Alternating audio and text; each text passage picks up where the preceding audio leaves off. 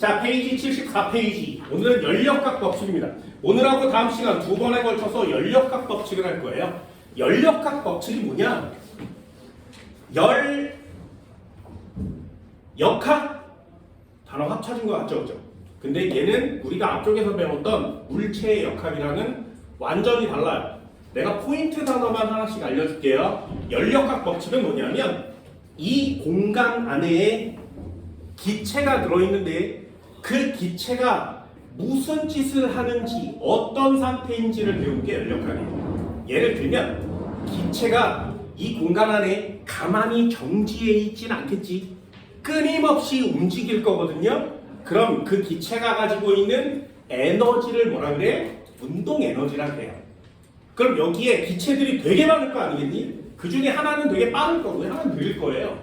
그래서 여러 개의 속력차가 나서 여러 개의 질량 차이가 나서 운동 에너지도 다 다를 거 아니야?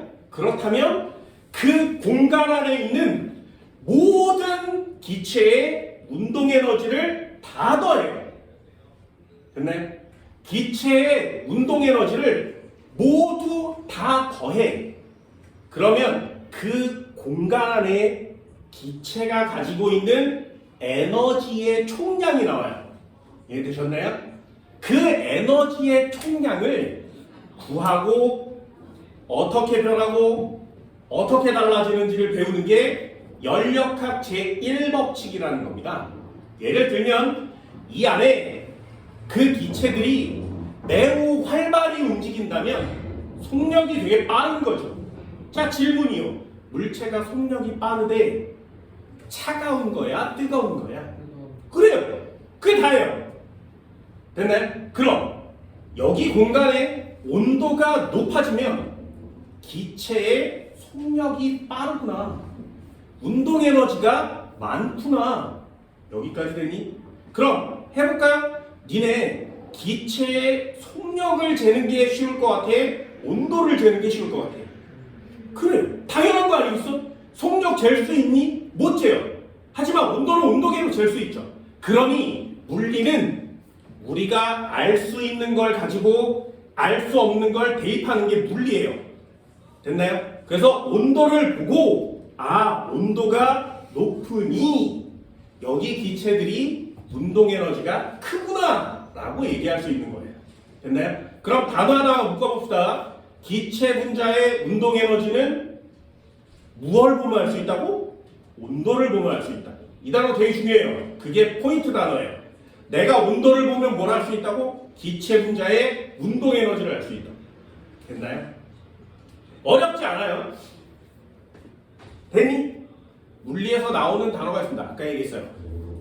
온도를 보면 운동 에너지를 알 수 있는데 기체 분자마다 운동 에너지가 조금씩 다 다르겠지. 그래서 뭘 재는 거야? 그 안에 모든 운동 에너지를 다 더한 값을 재요. 그럼 단어가 생각보다 길어집니다. 잘 보세요. 온도가 높아지면 기체 분자가 가진 운동 에너지의 총합은 큰 거죠. 됐어요? 다시 온도가 높다는 건 기체 분자들이 가지고 있는 운동 에너지들의 총합이 크다는 거지. 되니? 그걸 5글자로 줄여요. 기체 분자들의 운동 에너지의 총합, 그 긴 문장을 5글자로 바꾸면 그걸 이 공간 안에 들어있는 내부 에너지라고 합니다. 다시요. 내부 에너지. 무슨 뜻? 기체들이 있는데 운동 에너지를 가지고 있는데 걔네들을 다 더하면 내부 에너지라고 하는 거예요. 그럼 단어 한번 묶어볼까요? 온도를 보면 기체 분자들의 운동 에너지의 총합을 알 수 있다 그랬지. 되니? 그럼 기체 분자들의 운동 에너지의 총합을 5글자로 뭐라고 한다고? 그 공간 안에 들어있는 내부 에너지라고 합니다. 되니? 그러니 요 녀석과 요 녀석을 묶어주면 같은 단어예요 라고 쓸 수 있는 거죠. 이게 여러분들이 해야 되는 시험 문제가 되는 겁니다. 내부 에너지가 커요. 무슨 뜻? 온도가 높아요. 온도가 낮아요. 무슨 뜻? 내부 에너지가 작아요. 됐나요? 단어 하나 묶었습니다. 굉장히 중요해요. 수능에 나오는 문제를 모두 풀 수 있는 이 단어의 연관성을 배우는 게 니네들이 해야 될 일입니다. 이게 첫 번째입니다. 한번 해볼까요? 74페이지요. 온도와 열은 좀 이따 할 거고요. 2번 내부 에너지 별표요.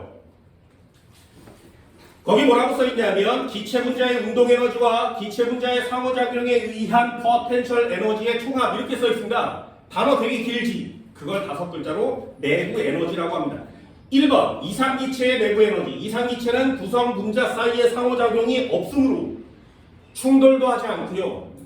반발력도 없어요. 상호작용을 하지 않으면 상호작용을 하는 포텐셜 에너지는 0이 되기 때문에 운동 에너지만을 따집니다. 기체 내부 에너지는 기체 분자의 운동 에너지의 총합과 같다. 2번이요. 기상기체의 평균 운동 에너지 EK의 절대값은 절대 온도에 비례하므로 이상기체의 내부 에너지는 이상기체 분자수 곱하기 절대 온도에 비례한다. 이렇게 쓰는 거예요.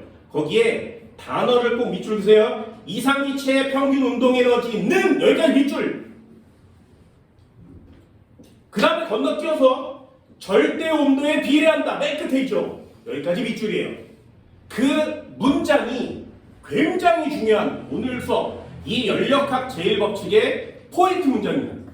절대 온도는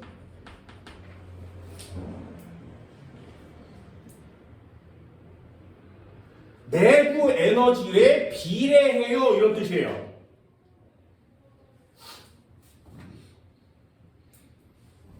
됐나요? 이상기체의 평균 운동 에너지 내부 에너지가 되는 거죠. 여기까지 되니 요거 되게 중요한 단어예요. 절대 온도, 내부 에너지 이렇게 묶어줍니다. 자, 2가지 개념만 이해하면 연력학 법칙은 끝이거든요. 한 번만 더 해볼게요. 자, 이렇게 생긴 통로에다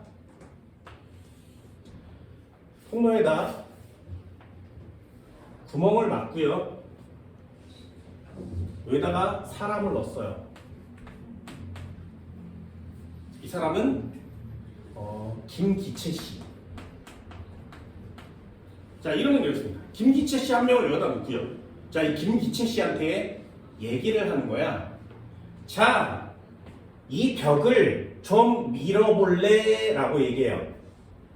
됐죠? 그럼 벽을 밀면 이 녀석이 이렇게 뒤쪽으로 이동하겠죠. 그치? 그러면 다시 한번요. 얘가 일을 해주면 벽을 밀어서 일을 해주면 벽이 이쪽으로 이동하겠죠. 됐나요? 그럼 얘가 벽을 밀지 않으면 일을 안 하면 이 판때기는 절대로 뒤쪽으로 오지 않겠지. 여기까지 됐어요? 그럼 얘가 일했는지 안 했는지는 어떻게 알아? 이 판때기의 위치를 보면 알 수 있죠. 됐나요? 우리가 눈으로 볼 수 있는 것이 필요하다고. 봤는데 판때기가 여기서인데 일로 왔어. 아, 너 일했구나. 이렇게 되는 거예요. 가만히 있어. 너 일 안 했네. 이렇게 된 거지. 여기까지 됐어요? 그럼 내가 김기채 씨가 일했는지 안 했는지를 어떻게 한다고? 이 판때기가 이동했는지 안 했는지를 보는 거죠. 그걸 뭐라고 하냐면 이 김기채 씨가 속해 있는 부분에 부피라고 합니다. 됐나요? 이걸 부피라고 하는 거예요. 그럼 다시요. 부피가 커졌어. 아까보다. 무슨 뜻? 이 사람은 일을 한 거지. 여기까지 됐어요?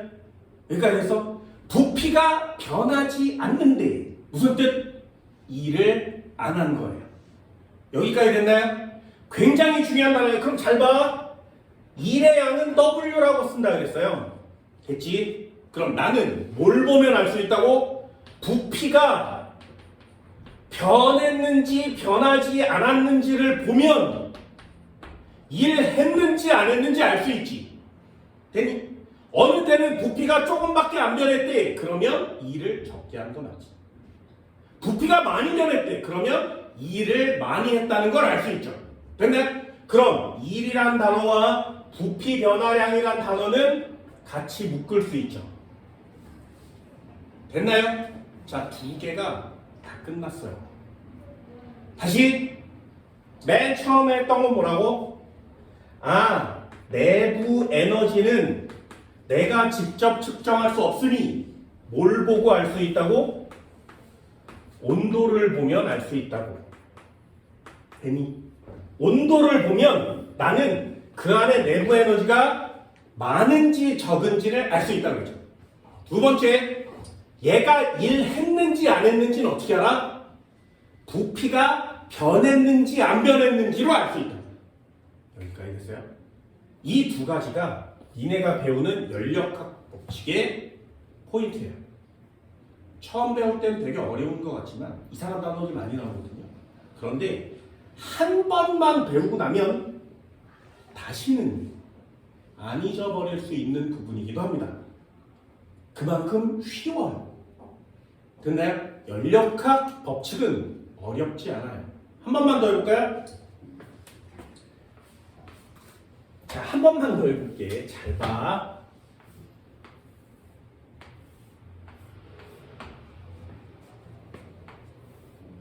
경우는 총 4가지인데 그 중에 3가지를 이해해 봅시다. 자, 여기 사람을 넣어놨어. 사람 이름은 김기채씨. 됐지? 이 사람이 지금 100원을 갖고 있어요. 됐니? 100원을 가지고 있어. 그럼 이 기체가 자기가 가지고 있는 에너지의 양을 뭐라고 한다고? 내부 에너지라고 한다. 됐나요? 기체 자신이 가지고 있는 에너지의 값을 내부 에너지라고 그래요. 됐나요? 그럼 이 기체가 이 녀석한테 일을 해줬어. 뭘 보면 알 수 있다고? 부피가 커진 거지.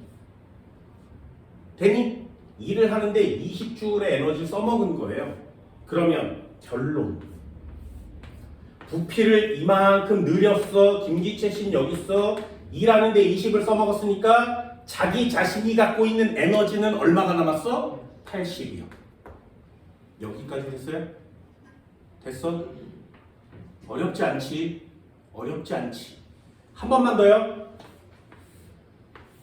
부피가 여기까지 왔어. 김기채 씨가 가지고 있는 에너지는 80이었어. 20만큼 일을 했으니까 여기까지 되니? 쉽지? 그럼 다시 한번. 이 녀석이 이렇게 와서 얘를 더 밀고 간 거야. 일을 60만큼 해줬대. 그럼 얘가 남는 에너지의 총량은 얼마라고? 40이요. 됐나요? 그러면 부피가 점점 늘어났지. 부피가 늘어나면 나는 일을 더 많이 해준 거지. 일을 더 많이 하면 내부 에너지, 내가 갖고 있는 에너지가 줄어드는 거지. 됐어요? 그럼 우리 눈에 보이는 게 뭐라고? 부피가 점점 증가했으니 부피란 단어와 같은 단어 뭐라고? 일을 했구나. 됐어요? 두 번째, 그렇다면 내부 에너지는 점점 감소할 테니 이 안에 온도를 재면 온도가 어떻게 된다고? 내려가는구나. 연력학 법칙이에요. 됐어요? 이게 전부 다야. 이 두 가지만 이해하면 나머지는 너무나 쉬워진다고요. 한 번만 더요.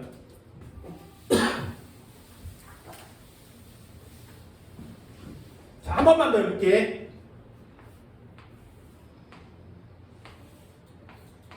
여기에 기체라는 사람이 있었어. 에너지는 100을 갖고 있었대. 됐지? 됐지? 자, 그렇다면요. 이렇게 생겨서 이쪽으로 이렇게 밀었어. 2를 20을 해줬대. 그럼 이 사람이 갖고 있는 에너지는 총 얼마가 된다고? 80이 되는 거 맞지? 자, 그럼 부피는 늘어났어요? 1 해줬어요. 내부 에너지는 감소했어요? 온도가 감소했어요. 여기까지 됐나요? 잘 보세요. 그런데 바깥에서 야, 에너지가 필요하지. 그래서 에너지를 20주를 공급해 준 거야, 얘한테. 그럼 얘는 다시 부피는 이만큼 커져서 20 해준 거 맞지? 기체는 20의 에너지를 공급받아서 다시 에너지가 100 된 거 맞지? 됐어요?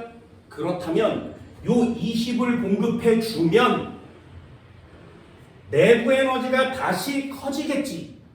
그럼 처음과 맨 마지막은 부피가 커졌으니까 일을 해줬죠. 그런데 내부 에너지는 결국에 어떻게 됐어? 같아졌지. 그럼 처음과 마지막에 온도를 재면 어디가 높아? 같아요. 되셨나요? 여기까지 됐어요?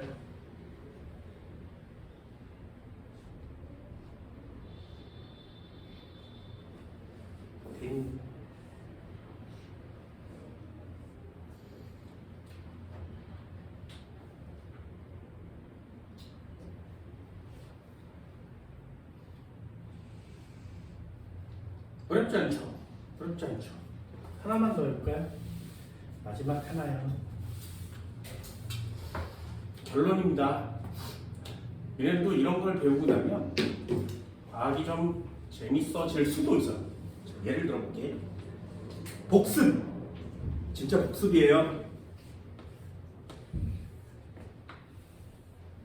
이런 거 한번 잘 배우세요. 참 내가 문술 선생이어서 이런 걸 여러분들한테도 말해줄 수 있는 겁니다. 잘 봐. 진짜 잘 보세요. 사람이 있었어. 마지막 결론. 얘가 에너지를 100을 갖고 있었대. 되지? 되지? 외부에서 열이 들어올 수도 있죠. 그걸 차단하는 거예요. 그럼 외부에서 열의 공급이 안 되겠지. 됐나요? 그걸 뭐라고 하냐면 단열이라 그래요. 됐지? 한 번만 더요. 그런 상태에서 얘가 일을 할 거야. 20의 일을 해주면 부피가 늘어나겠지? 그럼 부피가 증가하겠지, 그지? 왜? 일을 했으니까. 됐니? 그럼 얘가 갖고 있는 에너지는 100이었는데 얼마로 돼? 80이 될 수밖에 없지. 그럼 내부 에너지는 어떻게 된 거라고? 감소했지. 그럼 내부 에너지랑 같은 단어가 뭐야? 절대 온도는 감소하겠지.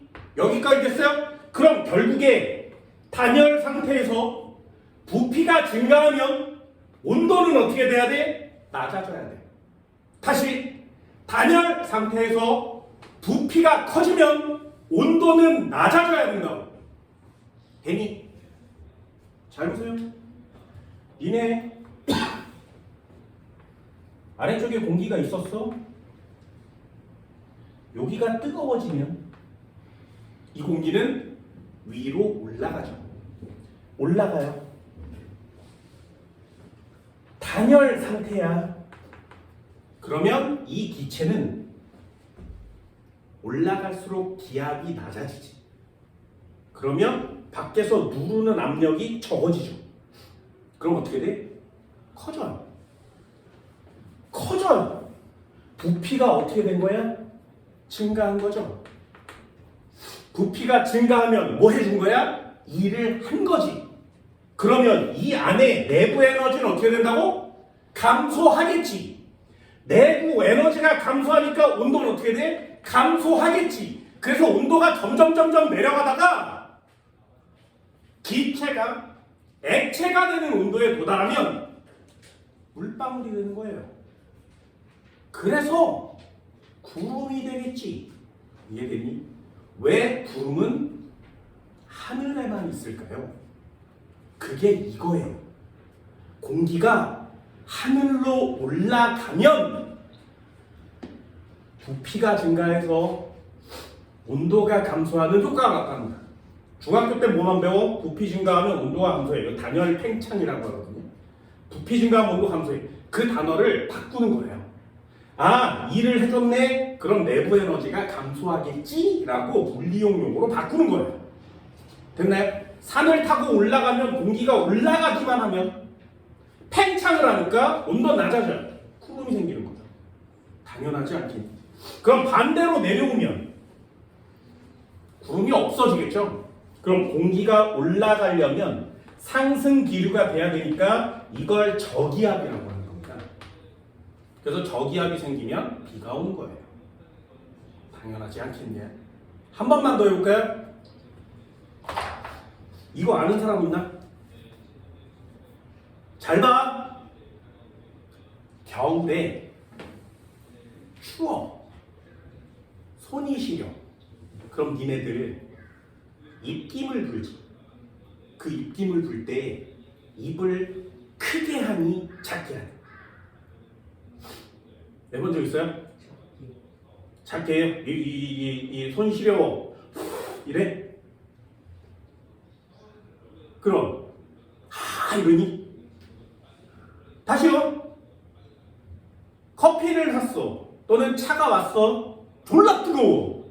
그럼 얘를 식혀야 되죠. 라면 국물 식혀야 돼. 어떻게 해? 이러니? 야, 이상하잖아. 라면 국물에 입냄새가 들어가겠지. 야, 이상하잖아요. 니네 살면서 누군가한테 야, 뜨거운 거를 먹을 때는 입을 작게 하고 불어야 돼 라고 들어본 적 있어? 아니죠.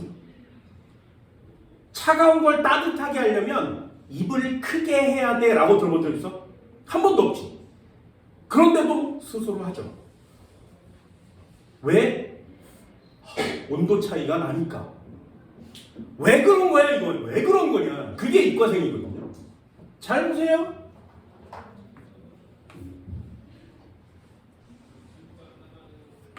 입을 이렇게 조그맣게 벌리고 호 하면 여기 안에 있는 기체가 이 좁은 통로를 빠져나오겠지. 빠져나옴과 동시에 어떻게 돼? 바깥은 되게 넓죠. 그래서 이 입을 통과하는 순간에 갑자기 기체가 이렇게 빠져나가니까 커지는 거예요. 니네가 내보낸 공기가 요 조그만 입을 통과하는 동안에 커지는 거야 갑자기. 그럼 부피가 증가하겠지. 그럼 기체가 일을 해줬으니까 온도가 감소하겠죠. 그래서 찬바람이 나오는 거예요. 이해됐나요? 그럼 입을 크게 벌리면 벌릴수록 바깥쪽과 안쪽에 공기가 차지하고 있는 부피의 변화량이 적겠죠. 그러니까 그 상태 그대로 온도가 나오는 거예요. 이런 걸 배우는 게 과학이거든요. 그럼 야, 연력학 법칙이야 이런 사람이 있어. 됐니? 그래서 수업 시간에 이런 걸 잘 안 가르쳐 주려고 하기도 하고요. 잘 모르기도 합니다. 나는 그런 게 별로예요. 이런 거 되게 재밌지 않니? 되게 신기하지 않아요? 나만 신기해? 야, 과학이 나만 신기하면 안 되지. 이런 게 신기한 거야. 지구상의 모든 자연 법칙은 연력학 법칙을 따라요. 그렇다면 이 단열 상태에서 팽창하는 건 지구과학에서도 배우죠. 구름이 생성되는 원리입니다. 지금 일상생활에서도 가르쳐주지. 왜? 우리는 과학이 지배하는 세상에서 살고 있으니까. 자, 단어 두 가지만 묻습니다. 내부 에너지를 보면 뭘 볼 수 있다고? 온도를 볼 수 있는데, 내부 에너지를 보면 온도를 볼 수 있는데, 두 번째, 부피가 변한 걸 보면 뭘 볼 수 있다고? 일의 양을 볼 수 있다고. 여기까지 됐나요? 그게 연력학 제1법칙의 가장 중요한 포인트예요. 가장 중요한 포인트.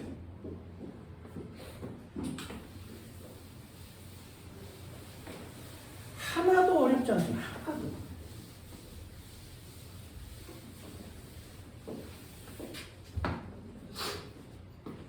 자, 페이지 75페이지요. 그래서 제 네 번째 연력학 제1법칙이라고 써있는 게 있어요. 연력학 제1법칙. 기체에서 외부에서 기체에 가한 열은 기체 내부 에너지 변화량 델타 U와 기체가 외부에 한 일 W압과 같다. 거기 별표 3개짜리입니다. 열역학 법칙은 이 공식을 가지고 노는 거예요. Q에다가는 공급 이렇게 써주시면 돼요. 델타 U에다가는 온도 이렇게 써주시면 되고요. W에다가는 부피 이렇게 써주면 돼요.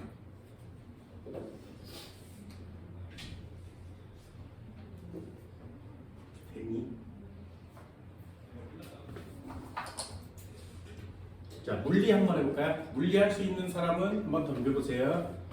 물리할 수 있는 사람은 이제 내용은 다 끝났습니다. 이제 물리할게요.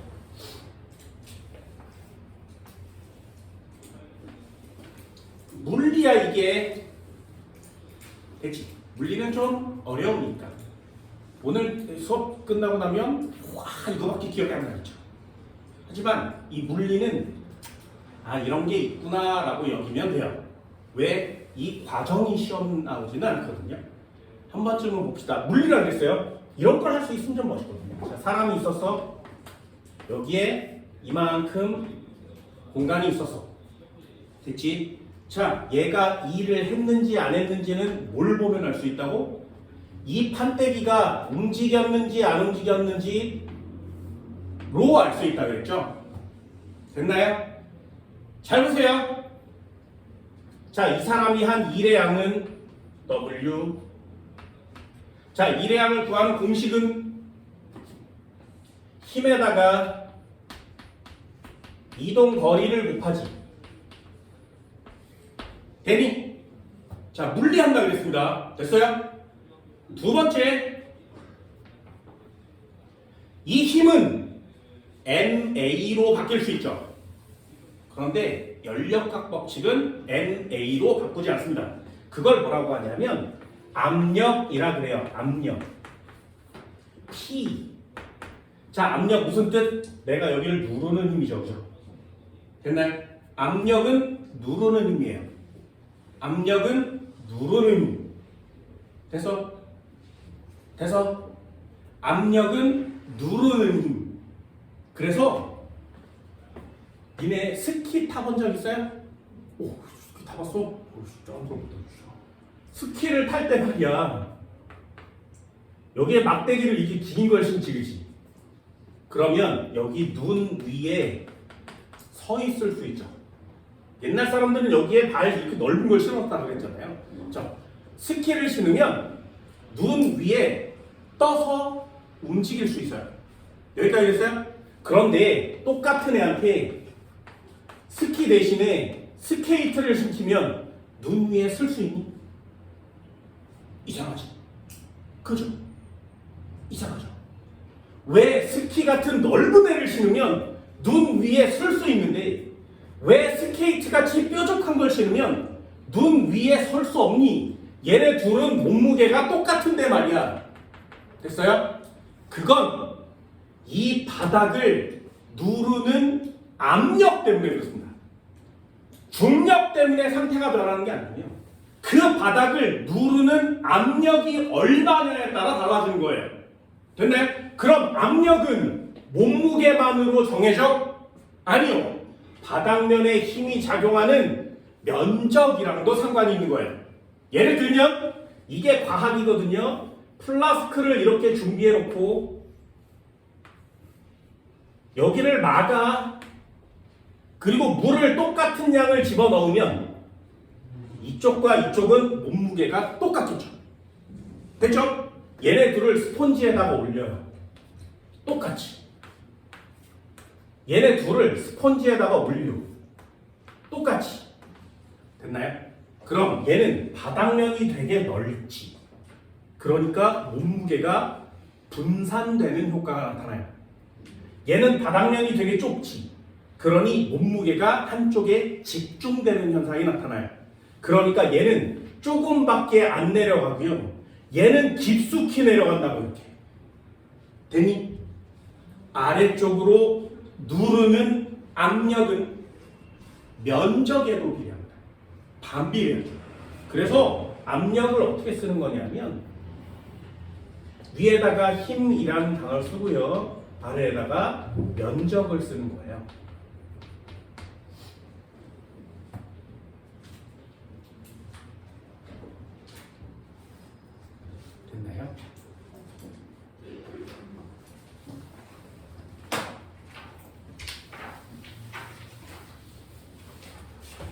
압력은 면적분의 힘. 압력은 면적분의 힘.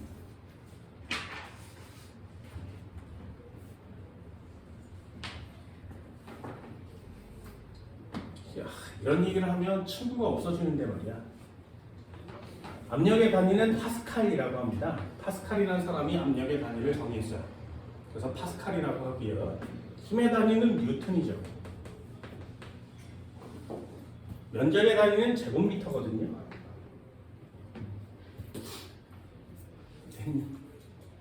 이게 진짜 더럽게 유치한 이과생들의 농담이에요.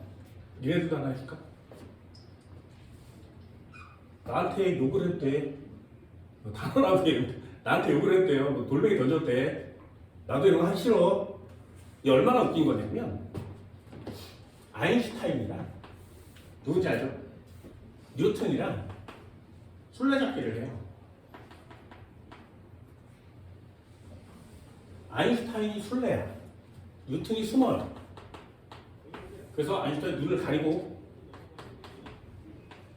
이렇게 눈을 가리고 이렇게 서 있으면 뉴턴이 돌아다니면 숨겠지, 그지? 뉴턴은 성격상 어딘 좁은 데에 들어가서 숨지 않아요. 완벽함을 추구하는 사람들이에요. 그래서 막 돌아다니는 척을 하다가 이 아인슈타인 눈앞에 딱 쓴 거예요, 이렇게. 그리고 얘가 백을 다 센 다음에 이 뚜껑을 딱 벗어서 눈을 부릅 뜨니까 이 앞에 뉴턴이 서 있는 거죠. 그래서 찾았다라고 해요. 그때 뉴턴이 아닌데 이러는 거예요.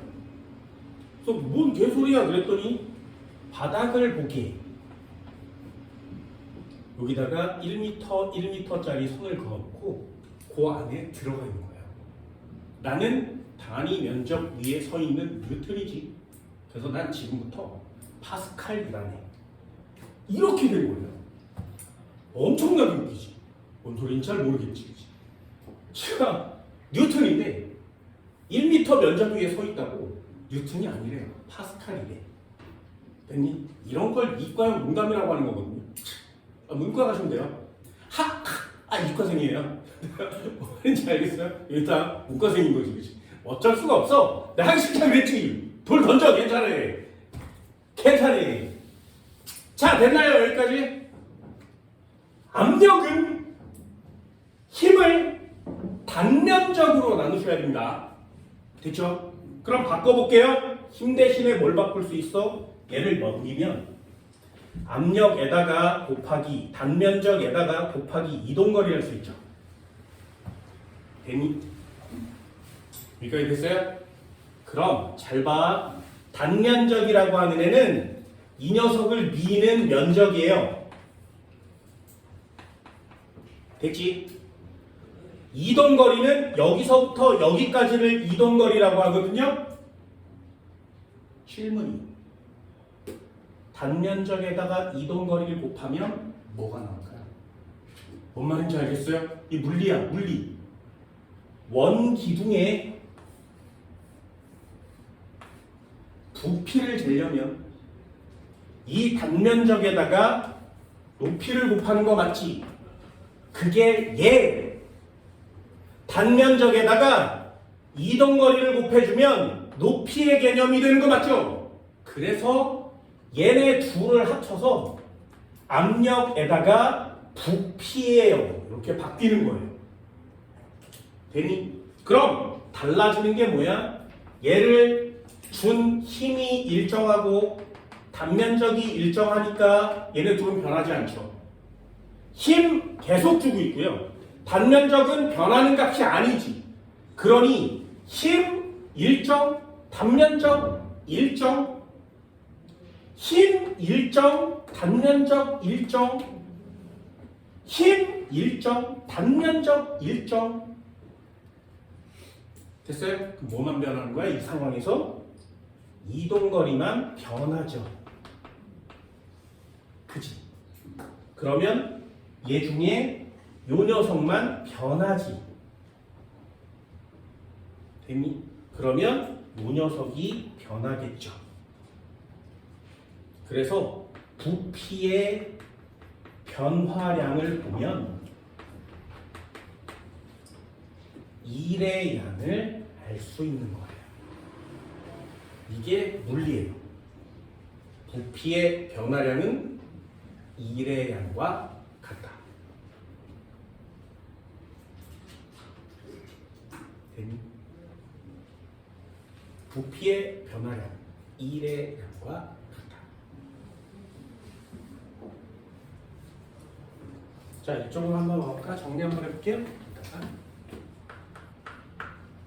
연력학 제1법칙.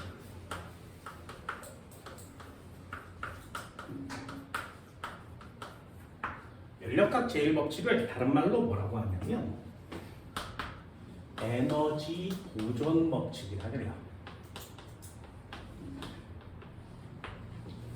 에너지 보존 법칙. 연력학 제1법칙을 다른 말로 에너지 보존 법칙이라고 합니다. 역학적 에너지 보존 법칙은 역학적 에너지만 보존되죠. 근데 연력학 에너지는 모든 에너지의 총합은 다 똑같다는 뜻이에요. 자, 단어만 하나씩. 1번. 내부 에너지가 뭐라고? 내부 에너지가 뭐라고? 내부 에너지는 그 공간 안에 들어있는 기체 분자들이 있는데 이 기체 분자들의 에너지의 총합이에요. 에너지의 총합.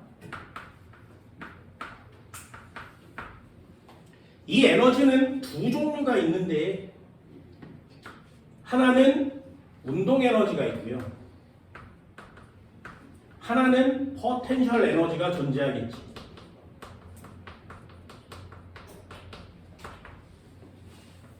됐죠?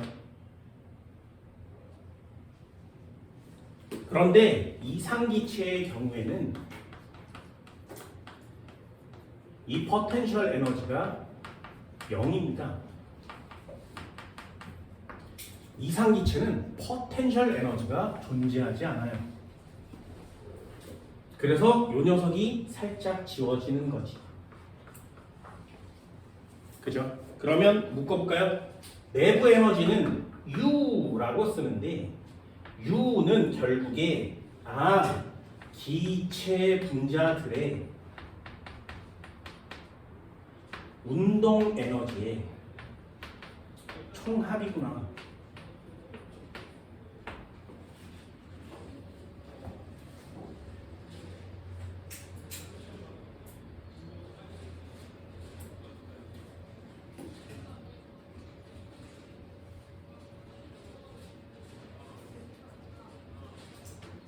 되니? 자, 그럼 공간을 한번 써볼까요? 요만한 공간 안에 기체가 한 마리 있대. 한 마리인데 에너지는 100이래요. 되니? 자, 다시 이만한 공간 안에 기체가 10마리가 있대. 100마리가 있대. 그럼 에너지가 100이래. 되니? 자, 해볼게요. 얘네 둘은 에너지가 똑같으니까 온도는 같지. 그죠? 그럼 해볼게요. 요 녀석은 한 마리밖에 없어요. 그럼 한 마리가 가지고 있는 운동 에너지의 총합은 얼마야? 100이지. 그런데 이쪽 보세요. 에너지는 100이라고 주어졌어. 내부 에너지 100이래. 온도가 똑같으니까. 근데 얘는 100마리가 들었어. 그럼 한 마리가 가지고 있는 에너지 얼마야? 1이죠. 그러면 내부 에너지만을 가지고 온도만을 가지고 운동 에너지를 판별해야 되는데 운동 에너지가 몇 마리 있는지에 따라서 개인이 갖고 있는 양은 달라지겠죠. 됐나요? 이해됐어요? 기체가 많으면 내부 에너지 똑같은데 기체가 많으면 가지고 있는 양은 적을 거 아니겠니? 이해됐니? 그래서 무작정 총합만 재는 게 아니에요. 그럼 결국에 어떻게 한다고? 이 안에 들어있는 애를 평균을 냅시다 라고 하는 거야. 그게 요 녀석이에요. 그래서 거기에 나오는 이상기체의 평균 운동 에너지라고 써있죠. 이상기체의 운동 에너지의 평균값.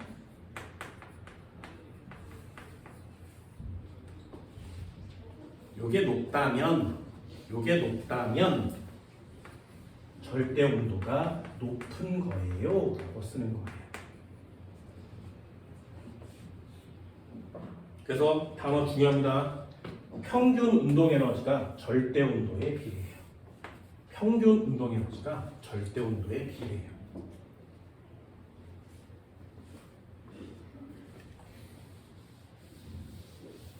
그럼 결론으로 따져서 이체 분자의 운동 에너지의 총합 평균값 다 내도 얘가 얘랑 비례하니까 결론이요. 내부 에너지는 뭘 보는 거라고? 절대 온도를 보는 거야.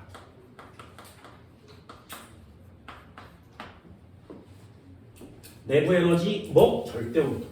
내부 에너지 절대 온도. 됐나요? 내부 에너지 절대 온도.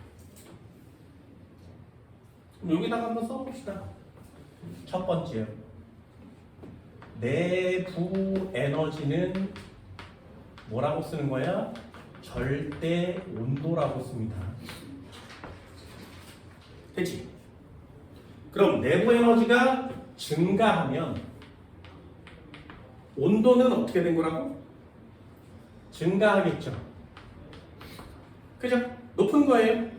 내부 에너지가 감소하면 그 공간 안의 온도가 어떻게 된 거라고? 감소한 거예요. 됐죠? 그럼 내부 에너지가 변하지 않으면 온도 변하니 안 변하니? 안 변하겠죠.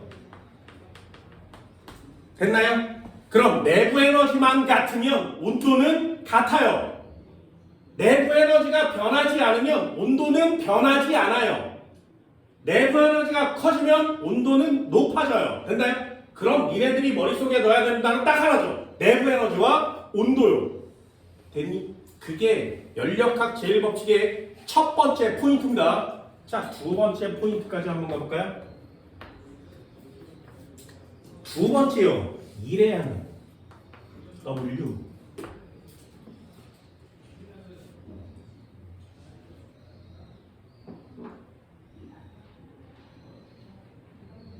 기체가 외부에 한 일해항이라고 했어요. 얘는 기체가 한 일해항입니다.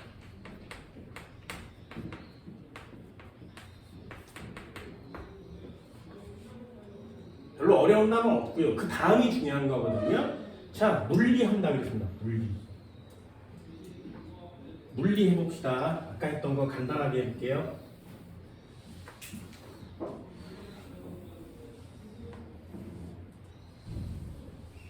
여기에 기체 C가 있었지. 그지? 얘가 일을 해주면, 일을 하면 이 막대기가 이쪽 편으로 이렇게 이동해 온다 그랬지. 그지? 여기까지 됐죠? 그러면 영어 한번 써볼까요? 일의 양은 W는 Fs. 됐죠? 얘는 PAS. 왜냐하면 P는 압력이고요. 힘은 위에다 쓰는 거고 단면적은 아래다 쓰는 거니까 F는 PA. 여기까지 되니? 그럼 이렇게 AS를 다시 묶어 쓰면 결국에 P의 V 값이 된다 그랬어요.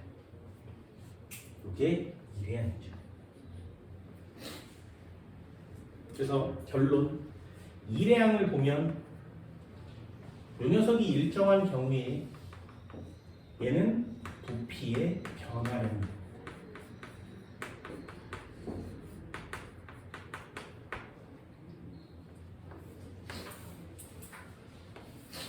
반절 공식이죠. 일의 양은 부피 변화량. 일의 양은 부피 변화량. 되니? 써볼까요? 이게 결론이라는 게 있습니다. 자, 일의 양 W는 뭘 보면 알 수 있다고? 부피의 변화량.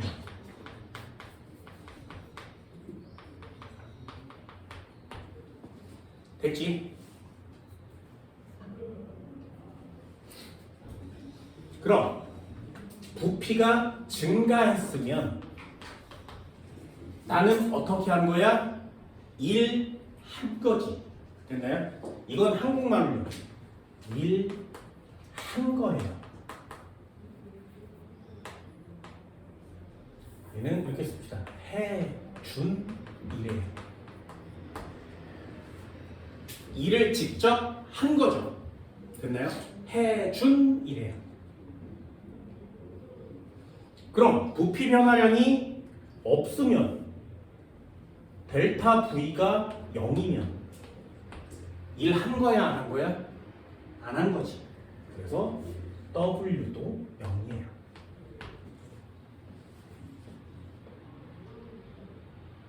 그럼 반대로요. 부피가 감소했네. 자, 이건 무슨 뜻? 갑자기 부피가 감소했지. 자, 부피가 감소했다는 얘기는 얘는 가만히 서 있는데 누군가가 밖에서 밀었다는 얘기죠. 이해됐어요? 그럼 얘 입장에서는 밀면 일을 해줬으니까 내가 에너지가 작아지는 거 맞죠? 그죠? 밀어서 부피를 늘렸을 그럼 내가 에너지가 작아지는 거 맞잖아요. 근데 바깥에서 반대로 나한테 밀면 일이 없어졌죠. 그럼 그 에너지만큼 내가 다시 가지게 돼요. 그래서 이걸 뭐라고 하냐면 한국말로 일을 받았어요 이렇게 써요. 이걸 받은 일의 양이라고 합니다.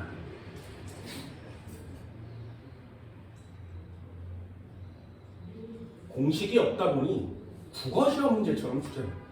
다시요. 기체가 해준 일의 양은 뭐라고? 안에서 민 거예요.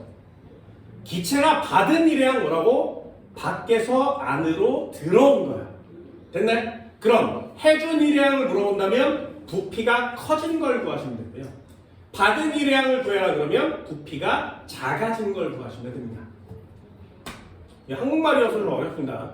여기에 플러스와 마이너스를 쓰면 돌아요. 그래서 한국말로 온도가 올라가면 내부 에너지가 큰 거구나. 됐지? 결론 위에다가 한번 써볼까요? 일의 양은 뭐랑 묶는 거라고? 델타 V 부피 변화량이랑 묶습니다. 이렇게요.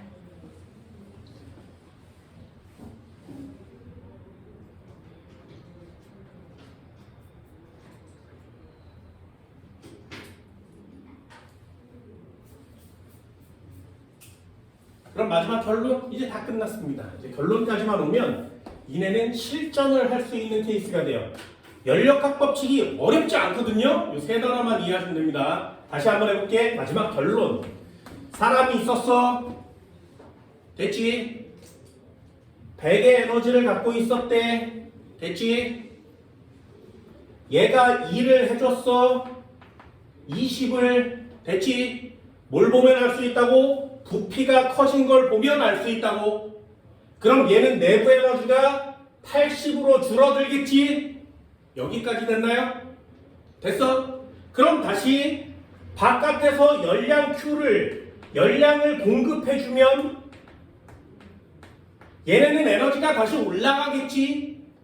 20을 공급해줬대? 됐니? 그러면 이 20을 얘가 다 처먹는다면 얘는 다시 20을 공급받아서 100이 되겠지. 보셨나요?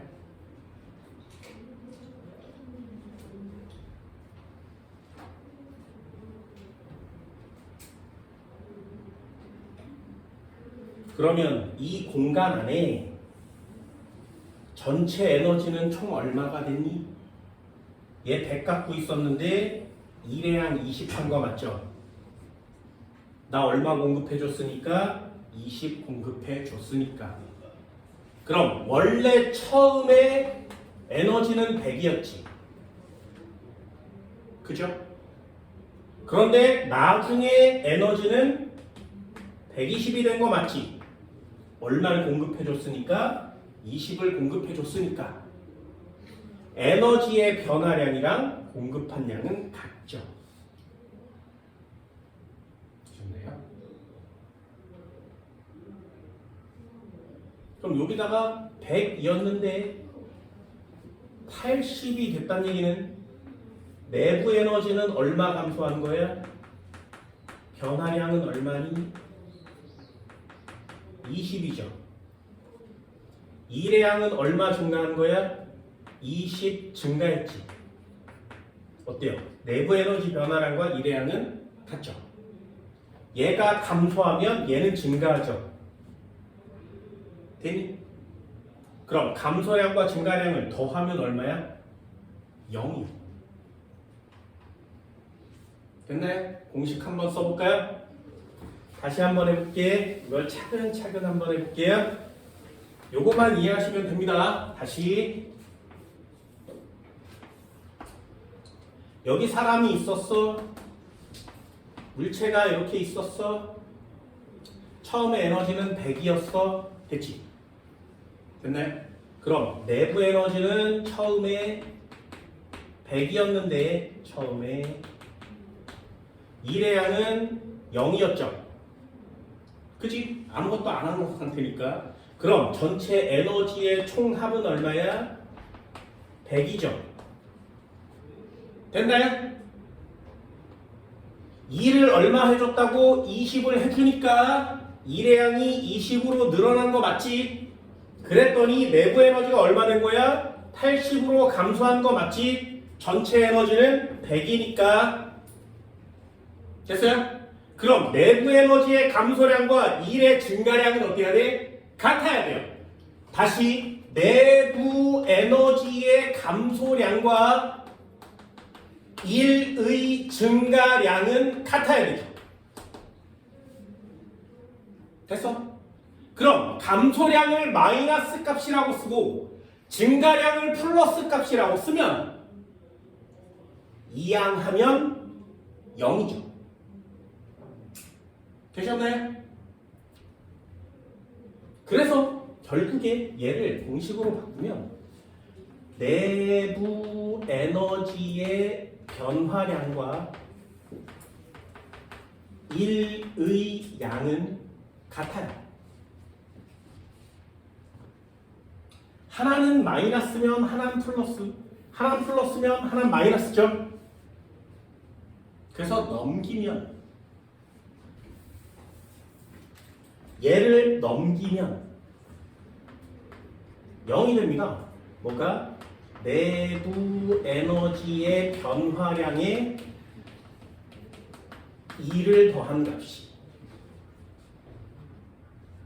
그래서 이게 첫 번째예요. 뭐? 델타 U의 더하기 내부 에너지의 변화량이죠. 1의 양을 하면 0이 나올 수 있습니다. 그죠? 이게 첫 번째 공식이기도 해요.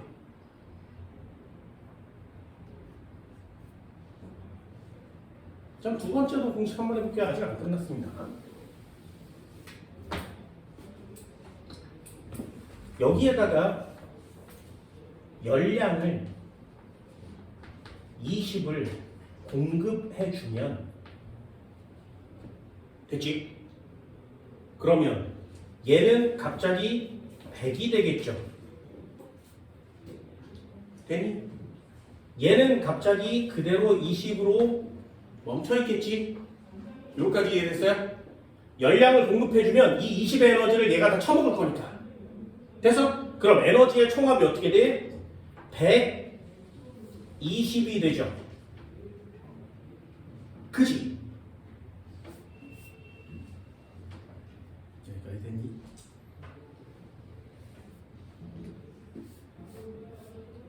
그럼 공급해준 열량이 여기 20이랑 같죠?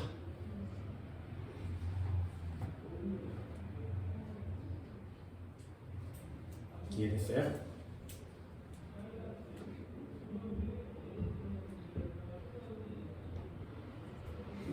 그럼 델타 U에다가 W를 더하면 얼마라고?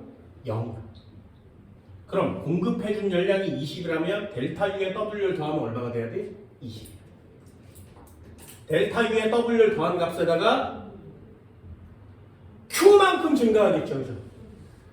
이해됐나요? 그래서 그게 마지막 식이에요. 연력학 법칙의 마지막 식. Q는 델타 U의 W. 마지막 식입니다. 니네가 해야 되는 유일한 공식이기도 해요.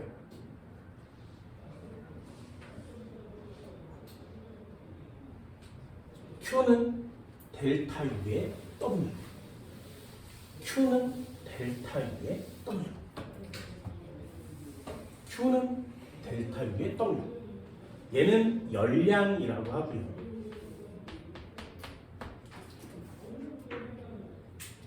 얘는 내부 에너지의 변화량이라고 하고요. 얘는 일회양이라고 합니다. 자, Q는 델타 U의 W.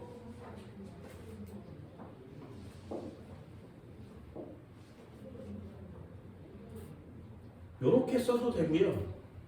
니네는 이 옆에 있는 단어를 알아두세요. 그래서 니네 책에도 공식이 여기까지 나와 있습니다.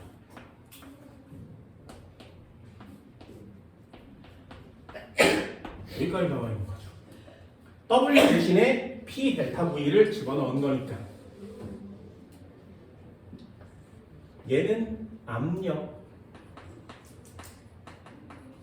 얘는 부피의 변화량.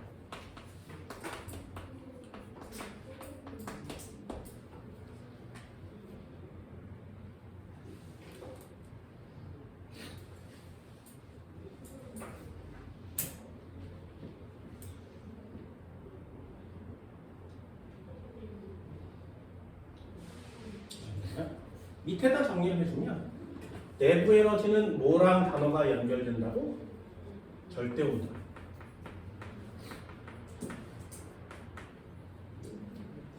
일회양이랑은 뭐가 단어가 연결된다고? 얘요. 부피 변화.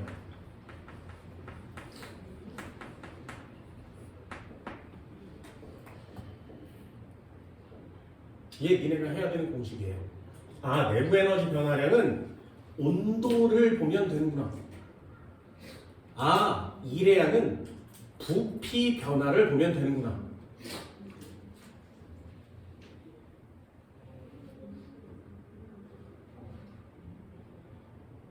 이게 니네 일상생활에서 써요. 열량 어디서 많이 들어보던 단어죠.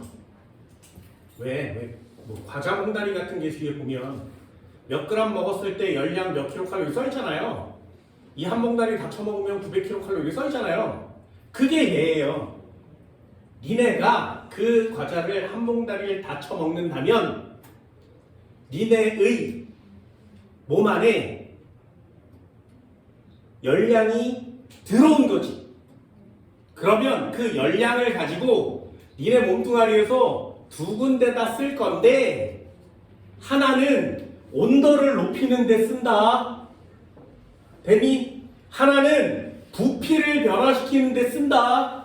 됐어? 근데 니네가 과자를 막 처먹었어. 그럼 온도가 막 올라가겠지? 근데 니네 온도가 무작정 막 올라가니? 아니지. 우리는 정원동물이니까 호르몬이 나와서 온도를 계속 일정하게 맞춰줘요.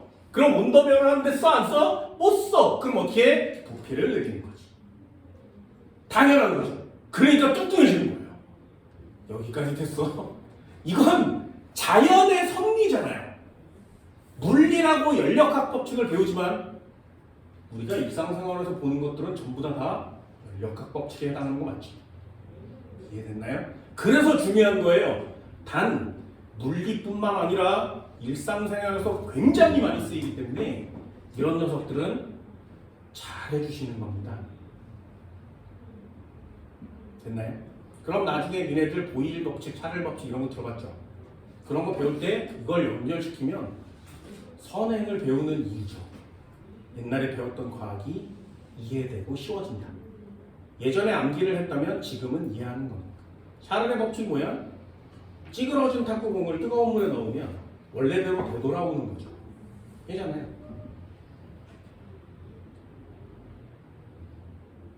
됐나요? 이 정도 돼요? 니네들 이거 굉장히 중요하니까 반드시 갖고 놓으셔야 됩니다. 얘가 연력학 법칙에 모두 다예요. 됐나요? 칠판 지울게요. 잠깐 쉬어요.